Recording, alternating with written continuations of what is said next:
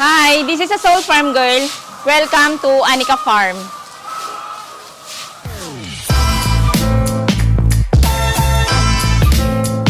Audio Jungle.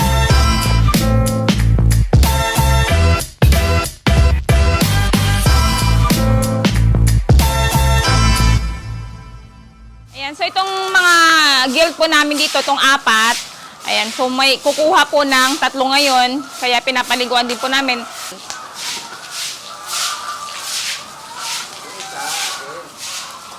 Yung isa naman na maiiwan, sa amin na po yun. Magdadagdag po kasi kami ng inahin. Yan, preskong-presko na sila. Sige. Pure large white po ito. Ayan. Kasi matagal na po nagpa-reserve yung kumuha nito, kaya binigay na po namin sa kanya. 5 months na po itong mga gilt namin dito. Kaya kung gusto nyo po magpa-reserve ng gilt, mag-comment na po kayo para maibigay ko po yung number na tatawagan po ninyo. Meron po tayong reservation na 1 month bago i-release po yung mga gilt na kukunin po ninyo. May mga nagtatanong po kasi sa akin kung yung binibenta po ba namin is F1. Ibig sabihin kasi ng F1 is filial 1. Yun, so crossbreed po yun ng large white tsaka landrace. Yung binibenta po namin gilt, pure large white po ito. Kaya naging pure large white kasi ang tatay po nila is GP or grandparent large white. Ano naman po nila, anak na din po yun ng GP large white. Kaya in short, yung mga pangbenta po namin ng mga gilt is pure large white po yun. Ayan, so ganito po kami maglinis. Pati sa gilid po ng semento, mga sidings niya, nililinisan din po namin.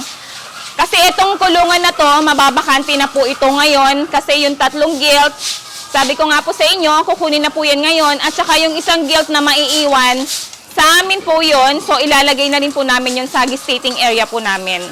At after naman na matuyo po itong fattening pen po namin, i-disinfect naman po namin to. Ayan, so itutur ko lang po kayo dito Kasi nagbenta na rin po kami ng mga fatteners po namin, kaya nabawas-bawasan na po yung mga baboy dito.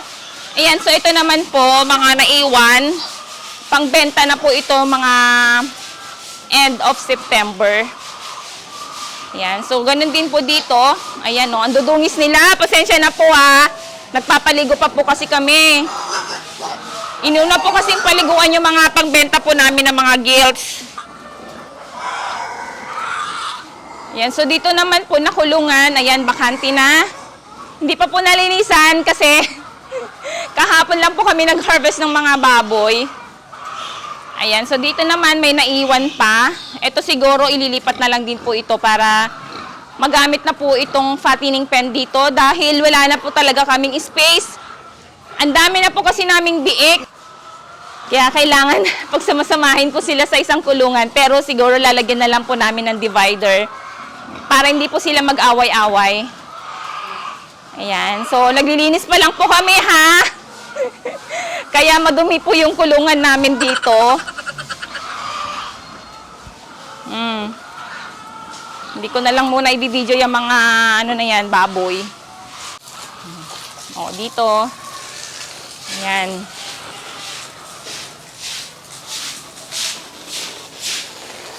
Ito po yung mga pure large white po namin. Ayan. So, ito po, may selection po kaming ginagawa dito, Hindi po namin basta-basta ginagawang inahin po yan. Kung hindi po siya pasok sa criteria po namin. Ganon. So, ayan, diba? Ang ganda ng pigi nila. Saka yung tindig, tingnan mo naman, ang ganda. Tingnan mo yung paa. Diba? Matibay, matibay yan. Hindi siya flat-footed. At saka yung vulva niya, ayan, so normal shape po yan. O, diba? Ang ganda ng tindig nila. Yung teats naman po, 7 pairs.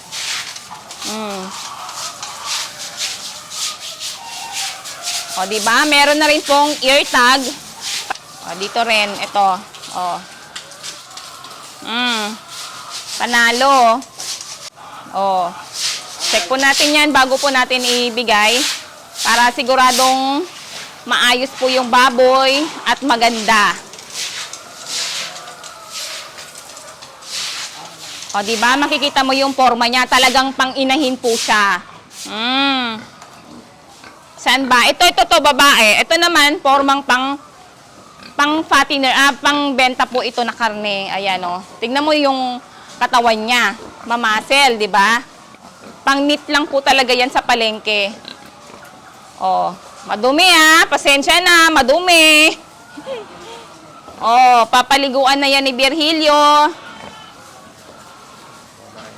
Oh, ito rin, tingnan nyo. Tingnan nyo yung forma nito, babae din to. Pero pang meat lang po ito, Oh, tingnan mo naman yon. Ku-close up ko yung nandun sa dulo. Oh, yun, di ba? Pang meat yan. Hinihiwalay po namin. Oh, ayan. Kasi yung mga ito, intended po talaga pang fattener. Yan. So, ganun din po dito. Pang fattener din po yan. Iba rin po yung forma ng pang-gilt, o yung ginagawa po nating inahin. Oh, Virgilio! Ang dudumi ng mga alaga mo. Naku, pagagalitan na naman ako ng mga nanonood. Sabi nila, dumi-dumi daw ng baboy natin. Linis ka na, Si Sir Labrador, nanonood yun. nanonood din ba? Tapos ito rin, yung feeder natin, Virgilio. Ugasan, linisan mo rin, pag naubos, sabunin mo. Madungis na. O, di ba? Tingnan mo naman, ang ganda ng katawan. Panalo. O, yan. Wala pong, wala pong sira yung kuko, maganda yung katawan. Walang sugat-sugat, walang pilay. Yan. So, i-double check po natin bago po natin ibenta para hindi po tayo magka-problema. O, yan. So, okay, good. Good yung mga katawan nila. Maganda, maganda. Okay, lahat sila naglalakad ng maayos. Ang cute nito, ito gusto kong gawin nating inahin. Ang laki. Ang laki, di ba? Ang ganda ng katawan.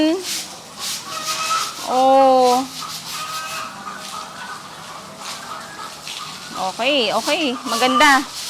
Walang sugat, Lahat po yan, chinek po namin isa-isa bago po namin i-release. At saka ipapakita rin po namin sa bibili mamaya na in good condition yung mga baboy po namin. Para hindi po tayo magka-problema sa biyahe. Yan, pinakain po namin muna sila para hindi sila gutumin sa daan. Siyempre, pag fattener, kailangan po yan, reserve. Pero pag pang-gilt naman, hindi po naman kailangan ni-reserve to. Kasi alagaan na to Saka hindi naman sila kakatayin, di ba? Check nyo po. Maganda po yung mga baboy namin. So, wala pong yan. Walang damage. Tama ba? Walang damage. In good condition talaga sila, Ang ganda. Okay, na-check ko na yan isa-isa. So, bye-bye, mga pigi. Mapupunta na kayo sa ibang amo. Iba na mag-aalaga sa inyo. Magbigay lang kayo ng maraming anak sa kanila para makapag-start din silang magparami ng baboy. Okay?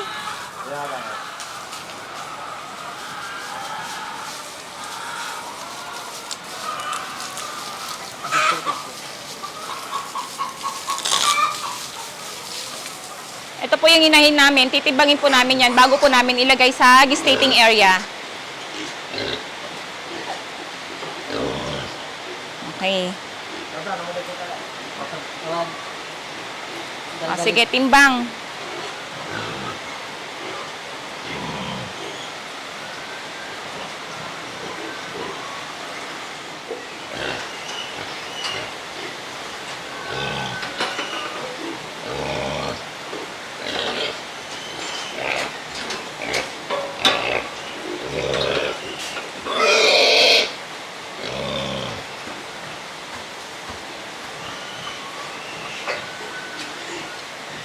Ano timbang niya?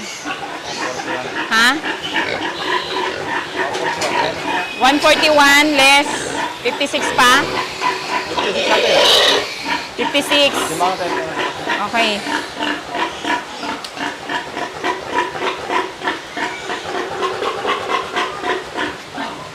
Okay na. Baba na muna. Ha? 5 kilos po yung timbang nito.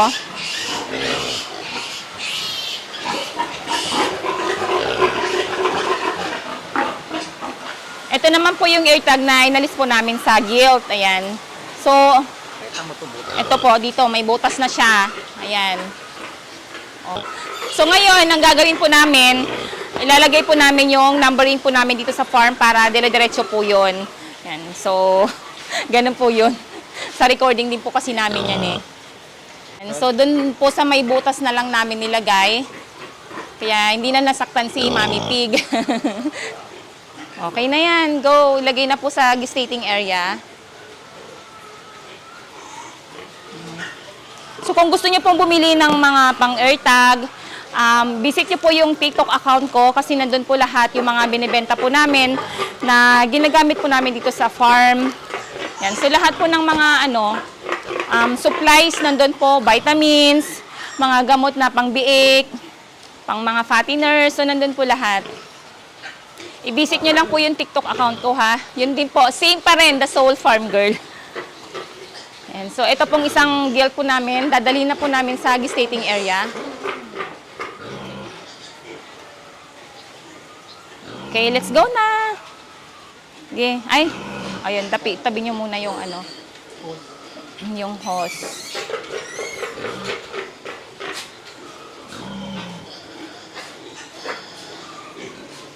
Okay, diretso na.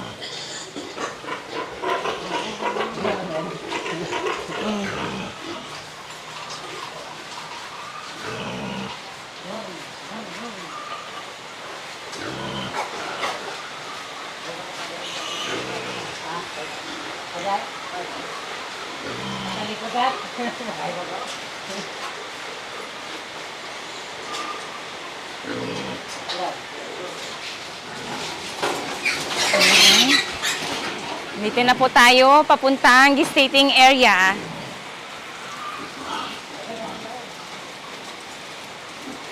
Ayan na, go. Oh, nakapasok ka agad ah. Bilis. Ang bilis. Dito pala siya sa unang-una eh. Ayan, ang late niya no. Nasa 85 kilos lang po yan. Oh, bago mong kulungan.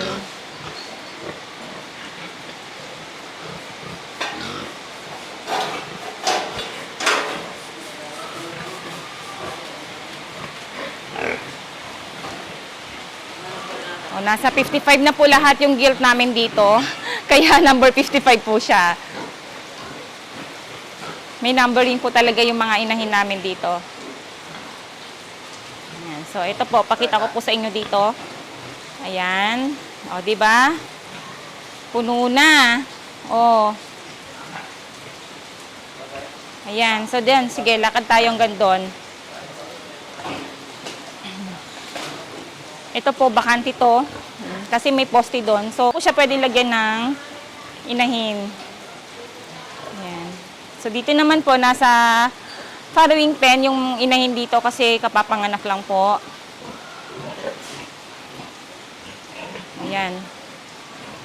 O, diba? Ang dami. Grabe. O, ang daming inahin. Ayun, hanggang doon. Nandito po pala si Tommy, oh. Katabi niya yung mga chicks dito. Hi, Tommy. Ang laki na po ni Tommy, Good job, Tommy, ah. Ang dami mong anak nung isang araw. Nasa 17 piglets. Tapos kagabi yung mga nabuntis niya, yung tatlong inahin ng anak na po ng 14. Tapos yung isa 14. Yung isa naman po 12.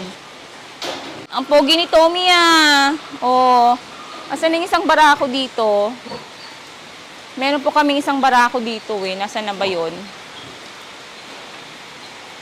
Lika, dito tayo sa banda rito. Hanapin natin. O, ito rin po. Puno na rin po dito. Ayan. O, diba? Ayan, o. Puno na. Hanggang dito. Saan yung isang barako namin? Hanapin ko nga. Hindi ko makita eh. Dito tayo. Ayun! Nakita ko na. Oh, ayan oh. Dungis niya. Pasensya na po ha. Ang dungis pa niya. Hindi pa yata naligo ito ah. Okay. Large white po ito. Pure large white. Ayan. So, ito po yung pang-breed namin. Kung gusto po namin magdagdag ng inahin, ito po yung ginagamit namin. Si Troy. Troy po pangalan nito. Meron pa po kaming isang barako dito eh. Nasaan na ba yun? Kulay brown. Ayun, nandun yata. Tignan natin. Ayun. Ayun siya. Ito po. Oh, di ba? Ito rin, pang fattener po namin. Pero ito po, hindi pa po pwede itong magsampa. Nag-aamoy-amoy pa lang. Ginagamit lang po siya namin pang teaser bore. Ano po kaya pwede kong ipangalan dito sa baboy namin na to?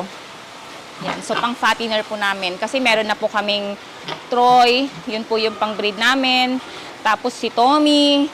Ito kaya, bigyan nyo naman po ako ng idea kung ano po yung pwede kong ipangalan dito. Yan, so comment na lang po kayo ah. Ayan, si Tommy. Oh, di ba? Oh, panalo si Tommy, oh. Okay, tara na, doon na tayo. Hindi pa po sila nakakalinis dito sa gestating pen kasi yung isang caretaker po namin, naglilinis pa lang po siya doon sa may fattening area. Ayan. So, ipapakita ko rin pala sa inyo. Ito po. Bumili na rin po kami ng lagayan ng feeds kasi yung mga feeds po dito, ginangat-ngat po ng daga. Kaya pag ganito naman yung gagamitin ninyo, much better kasi wala pong nasasayang na feeds. Mahal pa naman ngayon, di ba? O, yan o. Marami po kami biniling ganyan, mga galon-galon. Nasa 200 pesos lang po yan. O, malaki na yan, di ba? Okay, let's go. Punta na po tayo dun sa farrowing area. Ayan, so malinis na po dito sa farm namin. Kasi yung ano po, yung cage yung cage ng broiler, dinala na po namin sa bagong farm, yung nandito po, yan sa area na yan. Hindi pa nalilinisan. Ayan, so yung dalawang cage po yun, nandun na. O, tapos dito rin sa, o dito, malinis na rin o, maayos na. Konti na lang po yung mga gamit dito sa farm. Ito pa pala, yung mga kawayan. Dadalhin din po namin sa bagong farm para malinis na po dito tsaka maayos. Okay. Okay, flex ko na rin din po sa inyo yung madadaanan natin mga biek. Ayan no, nagawa na. Di ba dati kawayan lang po yan? O ngayon, meron na po kami biniling plastic matting. Kung gusto niyo po bumili ng plastic matting, nasa ano ko po yun, TikTok account ko. So, i-check nyo na lang po yung price niyan. Ayan, so grabe. Grabe naman talaga. Oh. Di ba? Ang bigat. Baka mamaya mahulog na po sila. Yan po kasi yung mga baboy po namin na ililipat na sa fattening pen. Kasi wala na po talagang space dito sa farm po namin. Oh, ayan oh, siksikan na din po sila. Tsaka rin po dito, oh, ililipat na rin po namin yan sa kabila. Oh, grabe, ang dami, no? Hanggang dito. Ala, hanggang dito. Ito po yung ililipat namin sa fattening area. Diba? Dami, oh. Ito pa. Oh, ito pa. Kapapanganak lang po niyan kagabi. Ay, nako. 4 po yung nanganak kagabi, ah. Yan, so, yung similya po na ginamit namin dyan is GP Large White. Yan, so 13 po lahat to. Ito naman po, 14. Oh, ito 15. Hala, grabe ang dami. Nakakatuwa. Ubus ang pera namin dito. Saan ba kami kukuha ng pampakain kakain sa inyo. Ito pa. O, di ba puno na. Tapos dito pa, siksikan na sila dito. Kasi hindi na po namin mailipat dito sa winning pen. Dahil puno din, di ba? Hinihingal ako. Ang dami namin baboy. Ito rin, 12. Apat po yung nanganak. Yan, so ito na po lahat yon. 12, 14, 13, tsaka 15. Grabe, ang dami. Ito lang yung bakante, kasi ang dami pa dito, mga biik. Ayan, yung 3 ililipat. Tapos yung 3 inahin po namin dito, ililipat na din po namin. Grabe. Ang dami na namin baboy, nakakatuwa. Alam mo, hindi ko talaga ma-imagine na darating po kami sa puntong ganito. Yun nga alam po, pag ganito kadami yung mga alagang baboy, ay million na yung mga babayaran namin sa feeds niyan. Kasi ako po yung nagbabayad ng feed, so ako po yung nakaka-monitor kung magkano po yung binabayaran namin monthly. Grabe. Ito pa hindi pa po namin naayos kasi gagawin din po namin winning pen po yan. Saan namin kukunin yung mga pambayad na naman sa inyo. Yan, so buti na lang nakabenta na naman po kami ng mga baboy, mga fatteners. Pambayad na naman po ng feeds yun. Wala na naman siguro maiiwan. Kawawa naman po kami. Wala na kami pagkukuhanan ng pambayad. Imagine, 4 months po namin hihintayin ulit bago po kami magkapera. Pero mayroon pa naman pong mga natirang mga fatteners. Kaya may pang backup pa. Kaya pa yan. Kaya yan. Go lang tayo. Ayun, sa mga hindi pa po nakapag-subscribe, please subscribe and hit the notification bell para lagi po kayo updated sa mga bago kong video. Happy farming everyone!